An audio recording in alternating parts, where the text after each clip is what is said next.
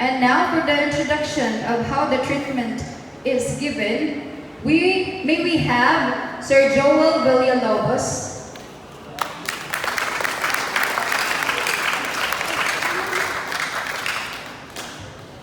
Hey, good morning, family! Good morning! Okay, salamat po mga ma'am. Dala po namin yung Colostrum. Papaliwanag ko lang po kung paano ba ito nagbe-benefit sa atin. Ano ba yung benefit nito sa atin? Ano ba yung benefit nito sa kanya? So, yung po mga may diabetes, hemorrhoid, walang pera, pwede, hindi. Yung mga skin nyo na nagda-dry, so maganda po yan. May hypertension, varicose, ma'am, pwede po. So yun po, napakaganda po ng Colostrum. So uupo lang po kayo doon, tatanggalin niyo yung chinelas or shoes, tapos merong counting ground. So parang kung gaano kalaki yung kasalanan natin, yun ang kuryente. Yan. So yun po, napakaganda po ng galing Korea. At alam niyo po, marami pong mga pasyente ang gumagaling. Isa po doon si Sir Egay. Kasi araw-araw po talaga siya nagpo-Colostrum.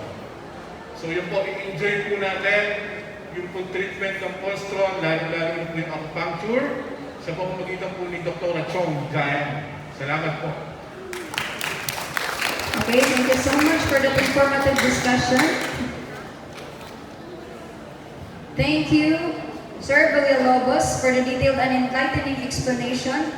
Ang dami po naming natutunan. Siguro naman, alam mo kung saan nilalagay ang mga acupuncture needles. Alam mo ba kung saan? Let's see na, mamaya. Mamaya? Hindi, sa likod mo yung ilalagay. Okay.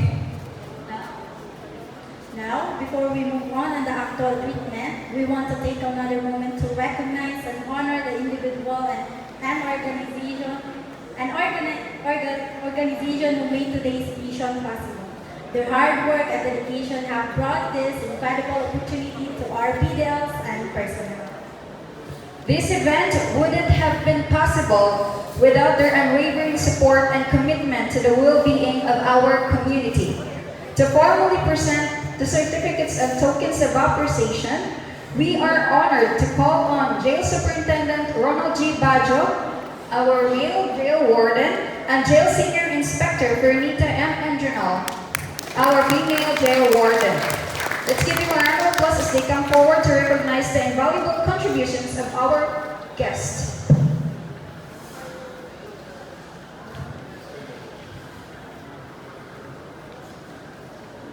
Let me read the citation.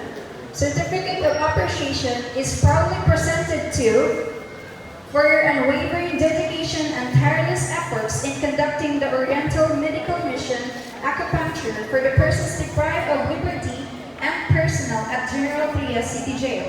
We sincerely appreciate your compassion and commitment in providing essential healthcare services. Given this 4th day of December 2024 at General Trias City Jail, Barangay Navarro, General Trias City, Cavite. Signed by Jail Senior Inspector Bernita M. Endrinal, Acting City Jail Warden, FD, and Jail Superintendent Ronald G. Badger, City Jail Warden, MD. This